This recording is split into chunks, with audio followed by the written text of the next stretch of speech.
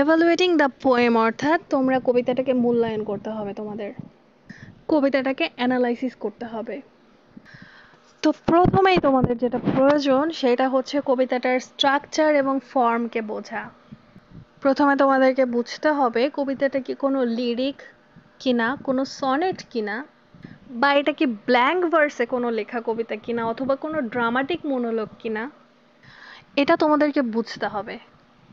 তাহলে যখন তোমরা জানতে চাইবে বা লিখতে যাবে যে কবিতাটা কোন ফর্মে লেখা, লিরিক কিনা, সনেট কিনা, অথবা কোনো এলিজি কিনা, ড্রামাটিক মনোলগ কিনা, কিভাবে বুঝবে কবিতাটা আসলে কি, লিরিক কিনা বা অন্য কোনো ফর্ম কিনা? তো চলো আমরা একটা একটা করে তোমাদেরকে সব ফর্মগুলোর ডিটেলস বলে দিচ্ছি। প্রথমে বলছি লিরিক। কিভাবে বুঝবে কবিতাটা লিরিক একটা কবিতা বা লিরিক ফর্মে লেখা? যদি কবিতাটা পার্সোনাল থট এবং ইমোশনকে এক্সপ্রেস করে তাহলে সেটা লিরিক পোয়েম হতে পারে। এই লিরিক পোয়েমগুলো টিপিক্যালি পার্সোনাল অ্যান্ড এক্সপ্রেসিভ হয়ে থাকে।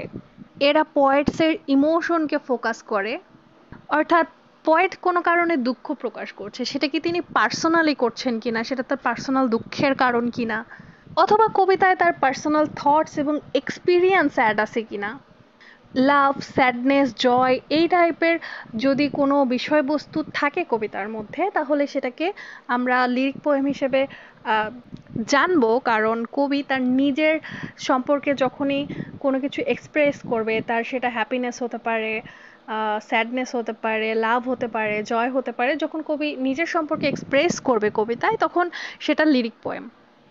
আরও একটা সহজ উপায় আছে লিরিককে চেনার, সেটা হচ্ছে কবিতাটা ফার্স্ট পার্সন দিয়ে লেখা কিনা, আই, উই এই টাইপের ইউজ আছে কিনা কবিতায়।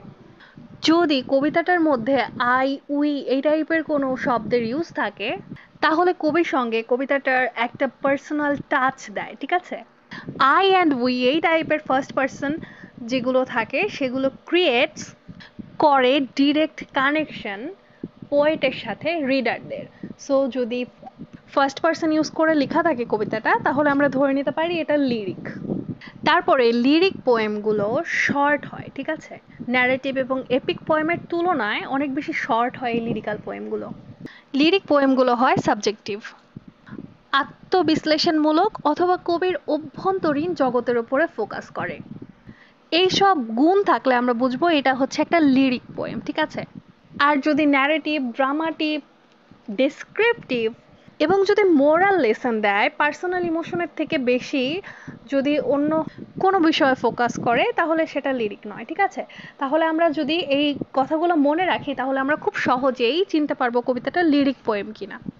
আর এই বিষয়টা তুমি সামারিতে ইউজ করতে পারো, কারণ তুমি কবিতাটার ফর্ম বের করে ফেলেছো না, তাহলে এখান থেকে তুমি ইভালুয়েট দিস পোয়েম করতে পারো। তবে সেক্ষেত্রে তোমাকে শুধু বুঝলেই হবে না যে কবিতাটা লিরিক কিনা। বাই এনি চান্স কবিতাটা যদি লিরিক না হয়, যদি সনেট হয়, তো কিভাবে বুঝবে এটা সনেট? যদি সনেট হয়ে থাকে তাহলে তোমরা তো খুব সহজেই বুঝতে পারবে, কারণ এইটা হচ্ছে 14 লাইনের কবিতা, তাই না? যদি কবিতাটা গুনে দেখবে যদি 14 লাইনের হয়ে থাকে তাহলে তো এটা নিঃসন্দেহে একটা সনেট। তো সনেট তো বুঝতে পারলে, কিন্তু সনেট তো 3 প্রকার: শেক্সপিয়ারিয়ান, স্পেন্সারিয়ান, পেট্রাকিয়ান বা ইটালিয়ান। তাহলে কিভাবে বুঝবো এটা শেক্সপিয়ারিয়ান সনেট কিনা? শেক্সপিয়ারিয়ান সনেটগুলোর রাইম স্কিম হয় AB AB, CD CD, EF EF এবং জিজি। এবার যারা রাইম স্কিম বের করতে পারো না বলে বুঝতে পারো নাই, তো কোনো চিন্তা করো না, রাইম স্কিম নিয়েও আমি কথা বলবো। জাস্ট এই বিষয়টা মাথায় রাখো যে রাইম স্কিম কিভাবে বের করবে সেটা সামনে শিখতে পারবে এই ভিডিওতেই। তাহলে তোমরা সনেট যে এটা কোন টাইপের, কোন ফর্মের সনেট সেটাও বুঝতে পারবে। তবে যদি তোমাদের রাইম স্কিম মনেও না থাকে তাও একটা সুবিধা কি জানো, তোমরা শেক্সপিয়ারিয়ান সনেট যেগুলো আছে এগুলোতে বুঝতে পারবে, কারণ এই কবিতাটাকে 3 ভাগে বিভক্ত থাকবে, 3টা কোয়াট্রেইন থাকবে। 3টা কোয়াট্রেইনসে থাকবে 4 লাইন করে, 3 4 12 লাইন, এবং শেষে থাকবে একটা কাপলেট, ঠিক আছে? অর্থাৎ 2টা লাইন একসাথে থাকবে। তাহলে তোমরা খুব সহজেই বুঝে যাবে যে এটা একটা শেক্সপিয়ারিয়ান সনেট। এবার কিভাবে বুঝবে যে পেট্রাকিয়ান সনেট কোনগুলো? পেট্রাকিয়ান সনেটগুলো অক্টেভ এবং সেস্টেটে বিভক্ত থাকে, অষ্টক এবং ষষ্ঠক। আশা করছি এটা সহজেই তোমরা আইডেন্টিফাই করতে পারবে।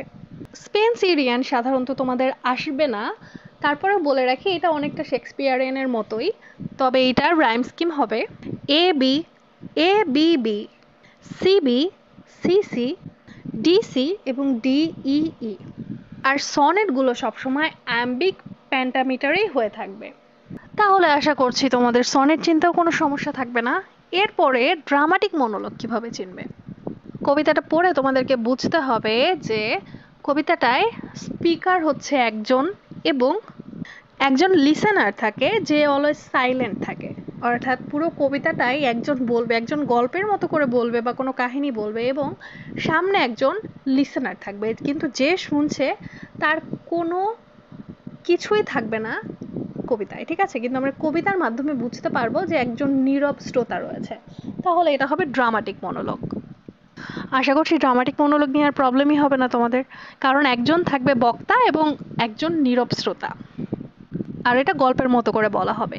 এরপরে থাকলো এলিজি। এলিজি তো কোনো কারো মৃত্যু বা শোককে কেন্দ্র করে হতে পারে, এটা তোমরা দেখলেই বোঝা যাবে। এটার টোন থাকবে হচ্ছে স্যাড টোন টাইপের থাকবে, অর্থাৎ কারো মৃত্যু নিয়ে লেখা থাকতে পারে, কোনো দুঃখের বিষয় নিয়ে লেখা থাকতে পারে। সো এলিজি আই থিঙ্ক তোমরা খুব সহজেই ফাইন্ড আউট করতে পারবে। এরপরে থাকলো ওড। তোমরা ওডকে কিভাবে চিনবে? ওড সাধারণত লেখা হয় কোনো কিছুকে, কোনো ব্যক্তিকে বা কাউকে গ্লোরিফাই করার জন্য বা তার প্রশংসা করার জন্য। সো ওড কিনা বুঝতে হলে তোমাদেরকে দেখতে হবে এটা কারো প্রশংসা করছে কিনা বা কোনো কিছুকে সেলিব্রেট করছে কিনা। ওডের কিন্তু আরও বিশেষ কিছু ফর্ম রয়েছে যেটা আমি তোমাদের সাথে ডিটেলসে শেয়ার করছি না, কারণ তোমাদের এখন জানার প্রয়োজন নেই, সেটা তোমাদের এই এক্সামের জন্য কাজে লাগবে না। তবুও যদি তোমরা দেখতে চাও তো আমাদের ওড সম্পর্কে যে ভিডিওটা রয়েছে সেটা দেখতে পারো। তোমাদের আপাতত ওড সম্পর্কে এতটুকু জানলেই চলবে। ওডের টোন সাধারণত ফর্মাল হয়ে থাকে বা হাইলি ইমোশনাল বা রিফ্লেক্টিভ হয়ে থাকে। এরপরে আসি হিম। এটা সাধারণত তোমাদের ইউজ হবে না, থাকবে না, তোমাদের আসবে না। তারপরেও তোমাদেরকে জানিয়ে রাখি, যদি গডের প্রশংসা করা হয়ে থাকে বা রিলিজিয়াস কোনো থিমে লেখা হয়ে থাকে, হিম often praise, glorify or expresses gratitude towards God or other divine beings. যদি তোমাদের চলেও আসে তো কোনো ব্যাপার না, কারণ তোমরা তো জেনে গেলে এটা হচ্ছে ঈশ্বরের প্রেইজ করা হয়, প্রেইজ অর্থাৎ প্রশংসা করা হয়ে থাকে। তোমরা এটা দেখলেই বুঝতে পারবে যে এটা একটা হিম। এরপরে আসবে ব্যালেড, ঠিক আছে? ব্যালেড হচ্ছে একটা ন্যারেটিভ পোয়েম, যেটা হচ্ছে তোমাদেরকে স্টোরি বলবে, এই টাইপের কোনো পোয়েম। এটা অনেকটা ন্যারেটিভ হবে, এটার একটা আলাদা ফিচার্স থাকবে, ডায়ালগ থাকবে, সিম্পল ল্যাঙ্গুয়েজে লেখা হবে, কোয়াট্রেইনগুলোতে 4 লাইন্সের স্ট্যান্জা থাকবে, অর্থাৎ এগুলো থাকতে পারে ব্যালেডে। বাকি থাকলো এপিক। এপিক সাধারণত লং ন্যারেটিভ পোয়েম। এপিক আসার কথা না, বিকজ এটা অনেক লং হয়ে থাকে, কিন্তু এখান থেকে যদি 2-4 লাইন দিয়েও দেয়। এগুলো সাধারণত কোনো ইভেন্টকে কেন্দ্র করে হয়ে থাকে, ব্যাটেল, তারপরে অ্যাডভেঞ্চার, জার্নি, একজন হিরোইক প্রোটাগনিস্ট থাকে, সুপার ন্যাচারাল এলিমেন্টস থাকবে, কালচারাল অ্যান্ড হিস্ট্রিক্যাল সিগনিফিকেন্স থাকবে, বা অনেক ন্যারেটিভ হবে, এই টাইপের কোনো পোয়েম। তাইলে আশা করছি তোমরা যদি এই কয়টা মনে রাখতে পারো এইটুকু বিষয়, তাহলে ইভ্যালুয়েট দ্য পোয়েম সহজেই করতে পারবে। স্ট্রাকচার দিবে ফার্স্টে, এরপরে লিখবে থিম সম্পর্কে, এই টাইপের একটুখানি লিখে দিলেই তোমাদের ইভ্যালুয়েট দ্য পোয়েম কমপ্লিট।